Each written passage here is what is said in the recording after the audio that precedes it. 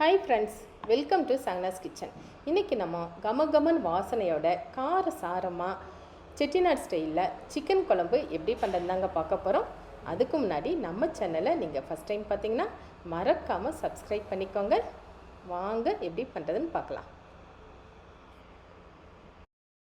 First ஒரு mixing Pavul எடுத்துக்கலாம். அதில் 3 டேபிள் ஸ்பூன் தயிர் சேர்த்துக்கலாம். தயிரோட 1 table spoon ginger garlic paste, 1/2 table spoon உப்பு, 1 டீஸ்பூன் மஞ்சள் தூள் சேர்த்துட்டு கலந்துக்கலாம். எல்லாத்தையும் நல்லா மிக்ஸ் பண்ணிவிட்டு அதில் 1/2 கிலோ சிக்கன் சேர்த்துக்கலாம்.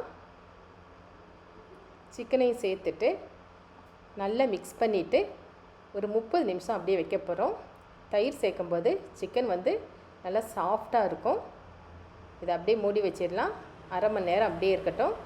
அடுத்து குழம்பு வைக்கிறதுக்கு மசாலா வறுக்க போகிறோம். அதுக்கு ஒரு பேன் எடுத்து அடுப்பில் வச்சுட்டு ஸ்டவ் ஆன் பண்ணிக்கலாம். அதில் 3 டேபிள் ஸ்பூன் வரமல்லி சேர்த்து வறுத்துக்கலாம். பாதி வறுப்பட்டதுக்கு அப்புறமா அதில் சீரகம் 1 டீஸ்பூன், சோம்பு 1/2 டீஸ்பூன், மிளகு 1/2 டீஸ்பூன், 3ஐயும் சேர்த்துட்டு அதையும் வறுத்துக்கலாம். இப்போது எல்லாத்தையும் சேர்த்து வறுக்கும்போது 3/4 வாசி வறுபட்டுரும்.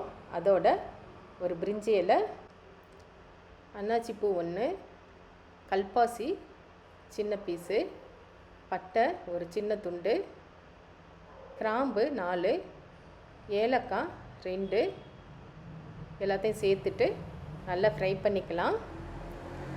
நல்லா கமகமன்னு வாசனை வர வரைக்கும் வறுத்துட்டு அதோட கருவேப்பிலை இலை ஒரு கொத்து சேர்த்துட்டு நல்லா ஃப்ரை பண்ணிக்கலாம்.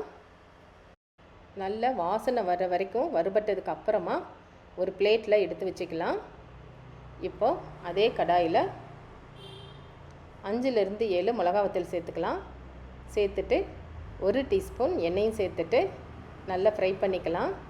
வத்தல் நல்லா வறுபட்டுருச்சு. இப்போது இதையும் நம்ம ஏற்கனவே வறுத்து வச்சா மல்லி விதையோடு சேர்த்துக்கலாம். சேர்த்துட்டு எல்லாத்தையும் பவுடரை அரைச்சிக்க போகிறோம். இப்போ அது அப்படியே இருக்கட்டும். அடுத்து அதே கடாயில் 1/2 கப் தேங்காய் துருவல் சேர்த்துட்டு 5 சின்ன வெங்காயம் சேர்த்துக்க போகிறோம். சேர்த்துட்டு அதையும் நல்லா வறுத்துக்க போகிறோம்.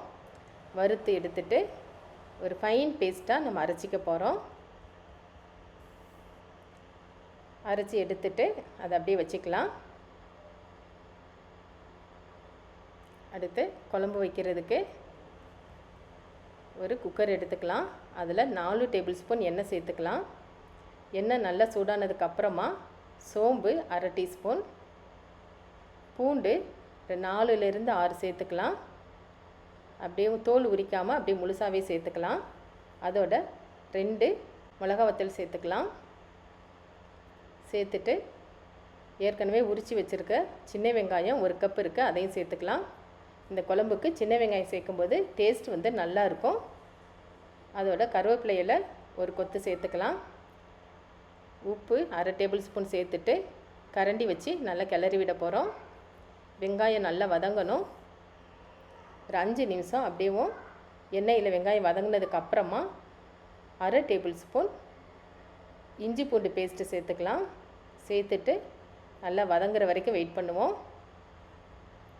இப்போது பாதி வெங்காயம் வெந்துருச்சு. அடுத்து ஒரு தக்காளி சின்ன சின்னதாக கட் பண்ணி வச்சுருக்கேன், அதையும் சேர்த்துக்கலாம். சேர்த்துட்டு கரண்டி வச்சு நல்லா மிக்ஸ் பண்ணி விட்டுட்டு மூடி போட்டு ஒரு 5 நிமிஷம் வேக வைக்கலாம்.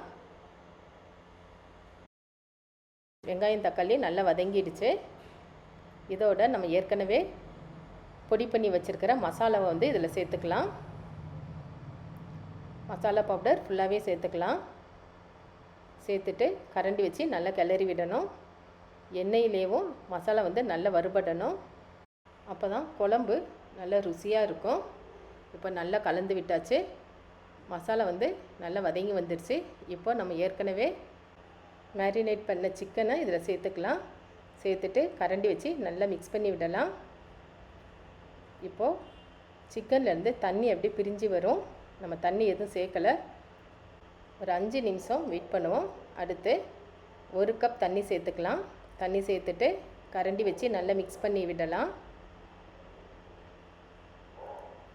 மிக்ஸ் பண்ணிவிட்டு இப்போ நம்ம ஏற்கனவே அரைச்சி வச்சுருக்கிற தேங்காய் பேஸ்ட்டை இதில் சேர்த்துக்கலாம். சேர்த்துட்டு கரண்டி வச்சு நல்லா கலந்து விட்டுட்டு குக்கரில் மூடி போட்டு ஒரு விசிலும் 5 நிமிஷம் வர வரைக்கும் வெயிட் பண்ண போகிறோம். இப்போ நல்லா மிக்ஸ் பண்ணி விட்டாச்சு. குக்கரை வந்து மூடி வச்சிடலாம். இப்போது குக்கரை ஓப்பன் பண்ணி பார்க்கலாம். குழம்பு நல்லா வெந்து வந்துடுச்சு. கரண்டி வச்சு மெதுவாக மிக்ஸ் பண்ணி விடலாம். இப்போது ஒரு 5 நிமிஷம் மீடியம் ஃப்ளேமில் வச்சு குக் பண்ணலாம். அப்போ கிரேவி வந்து இன்னும் டேஸ்ட்டாக இருக்கும். வெந்ததுக்கப்புறமா கட் பண்ணி வச்சுருக்கிற கொத்தமல்லி இலையை தூவிட்டோம்னா காரசாரமாக கம கமன் வாசனையோட செட்டிநாடு ஸ்டைலில் சிக்கன் கிரேவி ரெடி ஆயிடுச்சு. இதே மெத்தடில் நீங்களும் ட்ரை பண்ணி பாருங்கள். சண்டே ஸ்பெஷலாக ட்ரை பண்ணி பார்த்துட்டு எப்படி இருக்குன்னு கமெண்ட்ஸில் சொல்லுங்கள். அடுத்து ஒரு புது வீடியோவோட மீண்டும் சந்திக்கலாம். Bye by.